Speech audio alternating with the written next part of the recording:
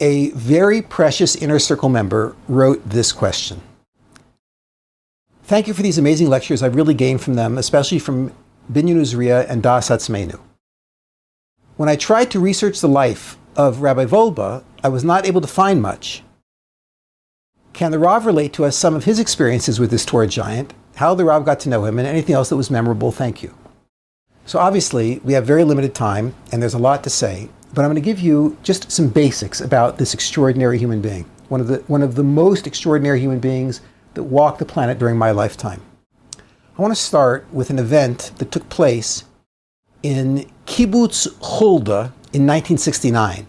This was the Labor Party commune Amos Oz said he fled to because, quote, Tel Aviv was not radical enough. Only the kibbutz was radical enough, meaning Kibbutz Hulda. Extreme left-wing anti-religious. The perceived miracles of the Six-Day War launched a religious renewal that swept across Israel and even penetrated that bastion of secular Zionism, Kibbutz Hulda. And kibbutz members wanted to hear something about the religion that was attracting so many people from their ranks. And so, the Kibbutz Cultural Affairs Committee approved a visit from a rising star from the religious community, Rabbi Shlomo Wolbe. Okay. Rabbi Wolbe opened his presentation provocatively. I have the opening paragraph in front of me that he said at Kibbutz Hulda. Quote, "You invited me in order to learn something about religious Judaism," he said. Until recently, the Dati'im, the religious, were known only as a public nuisance that occasionally makes trouble, quote unquote. This is their reputation, a faction that exploits coalition politics in an effort to impose religiosity on the secular majority. However, the events and experiences of the Six-Day War awakened in your hearts a desire to get a closer look at this group's religion. In order to provide some concept of the Torah's true profile in a brief lecture, I would like to contemplate together with you a short passage from the Babylonian Talmud. End quote. Rav Wolbe then opened the folio-sized volume before him and he began teaching members of Kibbutz Hulda about the faith of their grandparents and great-grandparents. The particular passage he read to them spoke about yedidus, closeness and friendship. His analysis of the passage revealed a portrait of a nation committed to connection, striving generation after generation to use the God-given tool of Torah to infuse love into an often cruel world. He spoke about the neshama's drive to connect with other people and with God. This is yedidus, connection. And he spoke about the parallel self-destructive urges for isolation and aloneness. This is zarus, or disconnection. He stressed that we make a fundamental choice every moment to live either in the world of yedidus and connection or in the world of zarus and disconnection. He pointed out that the Hebrew word for cruelty, achzarius, reveals that trait's underlying root. We only intentionally cause others pain when we are in a state of unadulterated, ach means unadulterated, zarus, disconnection, achzariut. And sometimes the Talmud refers to man's evil inclination as the el-zar, the disconnective force. We came to this world to banish disconnection and return the world to a state of unity. Quote, "On that day, God will be one and his name will be one." This, he said, is the Torah perspective on life. It's the view from within the world of closeness. Rav Wolbe concluded his Kibbutz Hulda lecture with the Ibn Ezra's observation that human beings were created to forge relationships between man and God, between fellow human beings, and between body and soul. Ibn Ezra said, life is for love, quote unquote.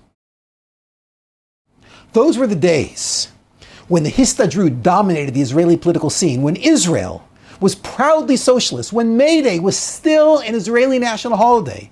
But Rav Wolbe taught his closest students that the Jewish world generally, and Israelis in particular, were losing faith in communism, socialism, and even secular Zionism. Soon, he predicted, they would give up every other ism and consider a return to the world of closeness, that is, Judaism. The time for tshuva, for return to God, was near, he said. And every yeshiva and kollel student had to learn Torah with the intention and expectation of soon being able to share that Jewish national treasure with their spiritually starved brothers, sisters, parents, and children. Rabbi Wolbe took this vision seriously, and he personally traveled from kibbutz to kibbutz, making the case for a life of Torah. And inexplicably, Rabbi Wolbe was wildly popular, and he was invited back over and over again, even to kibbutz Hulda. He wrote articles on matters of emunah for mainstream newspapers and magazines. He also visited Israel's largely secular troops, both at their bases and in the field. In one particularly famous incident, immediately following the Yom Kippur War, Rabbi Wolbe made his way to an Israeli artillery unit that was still stuck behind Egyptian lines. The unit had 3 divisions, and Rabbi Wolbe was supposed to spend 30 minutes with each division. After spending half an hour with the 1st division, the chief officer asked Rabbi Wolbe to conclude so that he could move on to address the 2nd division. The soldiers heard the officer's request. They stood up and they complained, "That's it, we want to hear more." Rabbi Wolbe was nonetheless ushered off to meet with the 2nd group. After a half hour, the officer announced that Rabbi Wolbe had to move on, and again the soldiers vigorously objected. That scene repeated itself with the 3rd division too. Rabbi Wolbe often recounted this episode as evidence of the thirst among not yet religious Jews for words of Torah. This German-born, ultra-Orthodox rabbi somehow knew how to touch any Jew from any background. And he used this gift, this ability to create closeness, to escort the Jewish people back to their spiritual home. And you may have heard Rabbi Wolbe himself was a Baal Tshuva in the truest sense, which could explain his ability to also touch those from non-Orthodox backgrounds. His mother was an observant woman from a religious home, but his father was a secular academic who taught languages in Berlin. Their son, Shlomo, was born in 1914, and his mother did her best to provide him with Jewish tutelage. At his wife's request, Professor Wolbe allowed his son to study privately with an Orthodox teacher, Rabbi Chaim Cohen, but only after Rabbi Cohen revealed that he possessed the very same academic degrees as Professor Wolbe.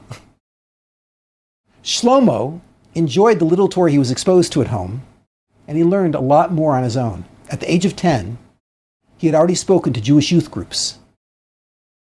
When asked what he spoke about, Rabbi Wolbe later explained that he loved to read the writings of Rabbi Samson Raphael Hirsch, and his youthful presentations were based on these writings.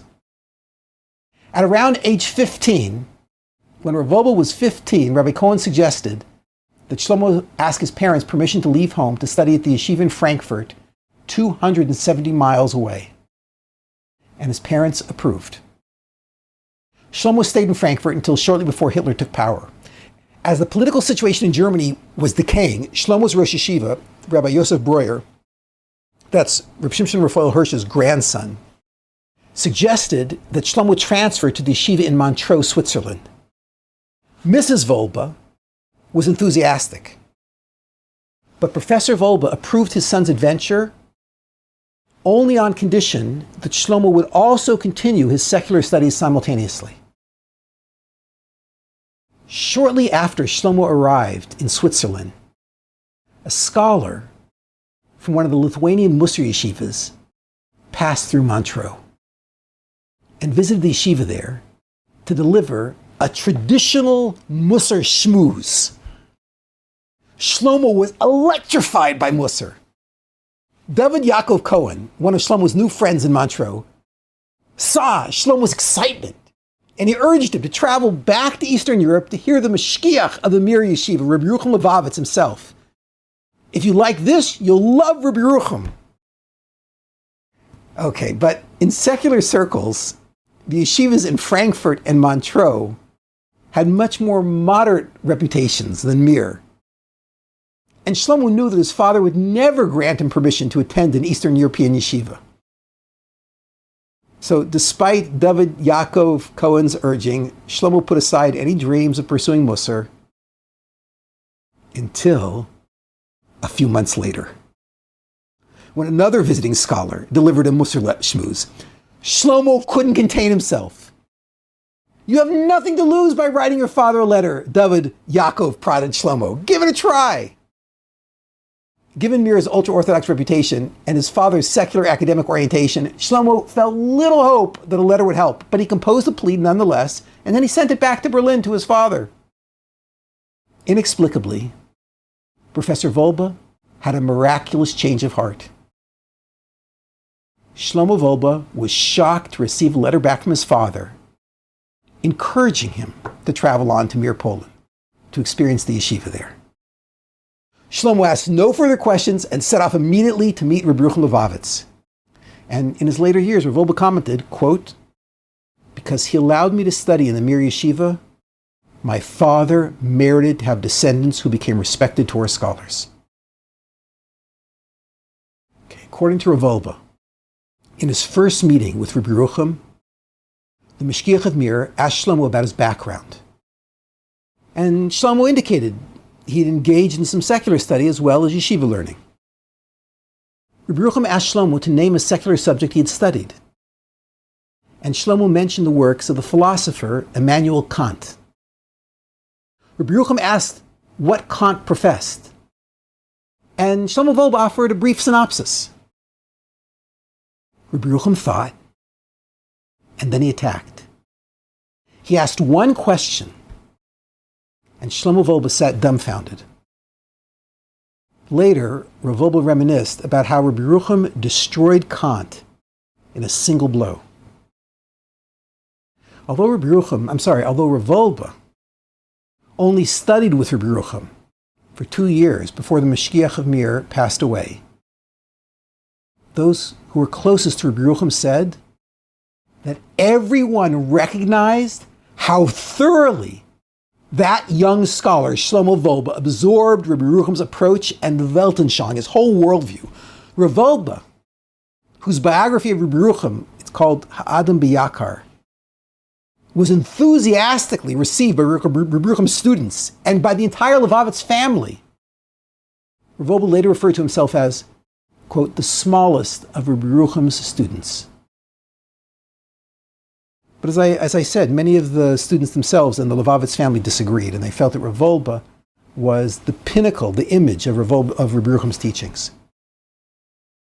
After Rabbi Yerucham's passing, Rav Wolbe stayed on in the Mir Yeshiva, and he studied there with Reb Leib Malin, Rav Chatzkel Levenstein, Rav Chaim Shmulevitz, and a few other very inspired students of Rabbi Yerucham.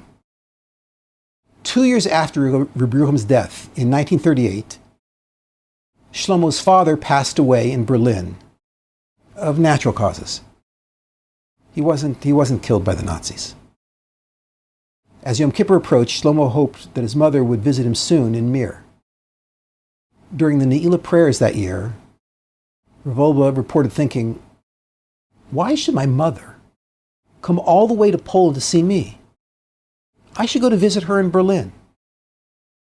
When Yom Kippur ended, he sent a telegram to his mother asking her to remain in Berlin and informing her that he would come to visit her there. And so he did.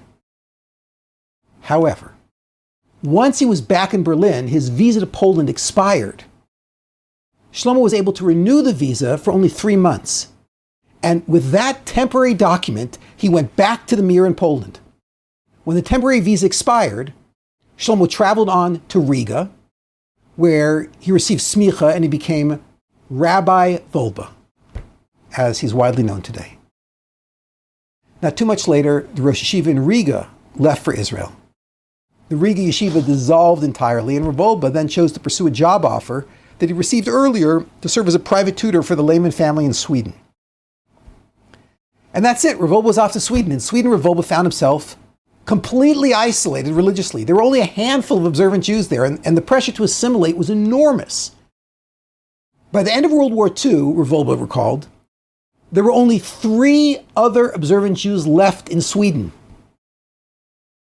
Wolbe said he owed his spiritual survival to a daily visit to a local park where he would sit and learn mussar as he had learned to do in Mir. Rebbe Wolbe and others say that Wolbe grew during his years in Sweden even more than during his years in Mir. That was mostly because of his immense exertion to survive. And not just to survive, to thrive in a real spiritual desert.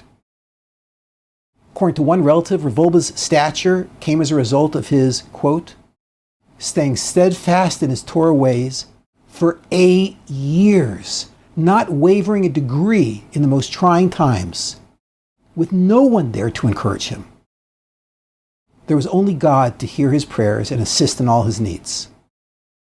From that grew the great Torah leader, Rabbi Wolbe, end quote. During the war, Rabbi Wolbe never departed from the world of closeness. He later commented that Hashkacha Elyona, God's divine providence, needed a Ben Torah in Sweden. The teachers and students of Mir had escaped to Shanghai, but they had no means of supporting themselves. Rav Aaron Kotler, Zecher Tzadik Livracha, was a member of the Vad Hatzalah in America, and he contacted Rav Wolbe asking for help in transferring resources to the rabbis and students of Mir. Because the United States was at war with Japan, the Vad Hatzalah couldn't ship anything directly to Shanghai. Rav Kotler found the crucial link he needed in Stockholm, Sweden. Rav Shlomo Wolbe. Rav Kotler shipped cases filled with American cash, food, and clothing to Rav Wolbe, who then reshipped those resources from Stockholm to Shanghai. Rav Wolbe recalled at times being hungry himself during that period, but never, ever taking a single dollar to buy food for himself from the money that was collected for the men from Mir. During his free moments, Rav Wolbe tried his hand at writing, and he composed a Kiruv text in Swedish to inspire the country's secular Jews. This was the first of dozens of essays and books Rav Wolbe would one day publish. During the war, Rav Wolbe described a bizarre experience in which he was overwhelmed with sadness and spontaneously began crying. Only months later did he discover that that day, his mother was probably murdered by the Nazis. In 1945, immediately after the war, Rav Wolbe drew close to those who had survived the nightmare. At first, he volunteered in hospitals, assisting both those who would survive and those who would not. Then he happened upon a refugee camp in Doversdorp for young Jewish women whose parents had been murdered. Hannah Mantel reports what transpired in her book called Littinga. She writes, when Rav Wolbe arrived in the heat of midday, he was readily granted permission to visit the camp and its residents. As he approached the dining room, he raised his hand to touch the doorpost, reaching for a mezuzah. He didn't find one, though, which told him a great deal about the nature of the camp. He stepped into the room. He wore a dark suit and hat and had only a beard. But he also had payas. He was wearing typically rabbinic garb, but he was an unusual sight in a room whose doorposts lacked so basic a religious article as a mezuzah. The girls were busily engaging in eating and hiding food when one of them noticed this newcomer. "Look," she cried, "a Jew!" "Tati!" Head shot up and eyes opened wide. It really was a Jew, just like before the war. Where could this Jew have come from? Had the Germans killed them all? The Rav's eyes glistened with tears. What terrible suffering these Jewish daughters must have endured. "Dear girls," he said, "I thank God for the privilege of seeing so many Jewish daughters who were saved from the inferno," quote unquote. Their tears, so close to the surface now, began to flow. At that very moment, Rav Wolbe decided, these girls are going to have a religious school with dormitory facilities run in accordance with Jewish law and tradition, quote unquote. And the end of the story is they did. On the Swedish island of Lidingö, Rav Wolbe created a school based on the educational principles he learned from Yerucham. Those principles that he later summarized in his book, Zriu Binyan, that was translated as Raising a Jewish Child, Planting and Building. That book describes exactly what Rav Wolbe did in Lidingö. The Lidingö family was born. Over 100 girls had the privilege of being educated and rehabilitated in this oasis, in the midst of terrible desolation faced by survivors. Today, these women are married to many of the most influential Torah scholars alive. Rav Wolbe made his way to Israel in 1947, where he met and married Rivka Grodzinski, the daughter of the last Mashgiach in Slobodka, Lithuania, Rav Avram Grodzinski. Rav Grodzinski was murdered by the Nazis, but his daughter escaped and made her way to Israel. In Rav Wolbe's later years, he attributed much of his greatness and his success to his Rebbitzin. In Israel, Rav Wolbe met Rabbi Avram Yeshaya Karelitz, popularly known as the Chazon Ish. Rabbi Karelitz asked Rav Wolbe to start a yeshiva, and in 1949, Yeshiva Ber Yaakov was born. For 30 years, Rav Wolbe served as Mashgiach at Ber Yaakov, training hundreds of students who later became educators, rabbis, Rosh Yeshiva, and Mashgiachim. Rav Wolbe's students from Ber Yaakov today occupy leadership positions throughout the Orthodox world, in Israel and around the world. When asked why, after 30 years, at only age 65, he left Ber Yaakov, Rav Wolbe answered, quote, "I was no longer fit to be a mashgiach there." When pushed to explain this cryptic comment, Rav Wolbe revealed a little bit more, quote, "I used to wake up, each young man, every morning myself, singing him the chapter of Tehillim, of Psalms, that was appropriate for him on that day. When I no longer had the strength to do this, I was no longer fit to be a mashgiach," end quote. In the introduction to his magnum opus, the Ali Shur, Rav Wolbe writes, quote, "A thick barrier separates the Torah world from the outside world. Anyone standing outside this barrier cannot fathom the wonders that occur inside. Many people never truly enter and forever remain outside of the Torah world," quote unquote. Ber Yaakov, Rav Wolbe's yeshiva, provided students with a glimpse into the special world of the Torah, Judaism's world of closeness. Now, uniqueness and preciousness go hand in hand. Rav Wolbe recognized the uniqueness of each of his students, and he helped them see their own uniqueness too. He often said, quote, "Each person must know, I, with my potentials and qualities, with my profile and spiritual abilities, am unique in the world.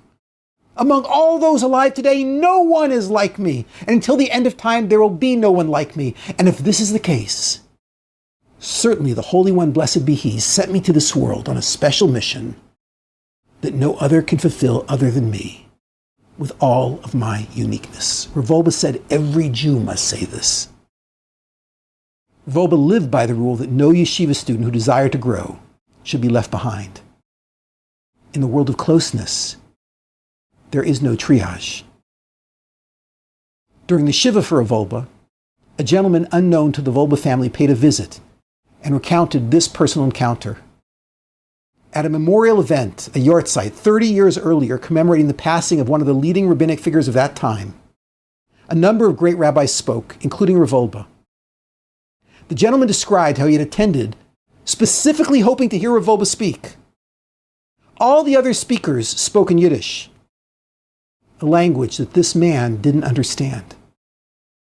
Correctly assuming that Rav Wolbe also planned to speak in Yiddish, this gentleman approached Rav Wolbe and handed him a note. The note said, quote, "I came especially to hear you, but I don't understand Yiddish." When Rav Wolbe's turn came to address the crowd, Rav Wolbe explained that someone present did not understand Yiddish and, quote, If one more person will understand, it is better that I speak Hebrew. And so he did. Rav Wolbe was an unusual leader insofar as his impact touched so many different communities. Although he was instrumental in directing outreach efforts in Israel and was personally responsible for the spiritual return of thousands of Balei Tshuva, he was simultaneously an esteemed leader within the Orthodox mainstream. He gave weekly discourses in many Israeli yeshivas, including Mir, Kol Torah, and Lakewood East. Throughout Israel, yeshiva students referred to him simply as the Mashkiach. His students numbered in the thousands. His books, the vast majority of which were published anonymously, occupied the shelves of nearly every yeshiva in the world. His Alei Shur is considered a fundamental guide for Torah scholars of all ages interested in achieving spiritual heights. It was not surprising that, although the sage passed away in the middle of Chol HaMoed Pesach, the tens of thousands who heard of his death made their way to his funeral procession in Yerushalayim to give one last acknowledgement to the man who helped them discover the world of closeness. Rav Wolbe suffered from cancer, especially in the final months of his life. One family member reports that, quote, even during the most painful moments towards the end of his life, when people would assist Rav Wolbe at even 2 or 3 in the morning, he would always smile and say, thank you. Thank you so much for your help. From the time he first discovered the world of closeness back in Mir, Poland, until the moment of his passing in Yerushalayim, Rav Wolbe never departed the world of closeness. Rav Wolbe was a special gift of God to those who merited to experience him and to experience the special world he wished to share with every single Jew, the world of closeness. Okay, there's so much to say about Rav Wolbe, but we're out of time. But that's the basic background. I would love to speak more about him, but not tonight. I hope you liked that answer from Rabbi Kelemen. If you'd like to listen to more questions and answers and ask your own questions, as well as listen to brand new material that Rabbi Kelemen is producing right now, check it out at LawrenceKelemen.com. You put in your name and email address and we'll send you free lectures from all the new material Rabbi Kelemen has been publishing. Let us know if you have any questions. info@LawrenceKelemen.com.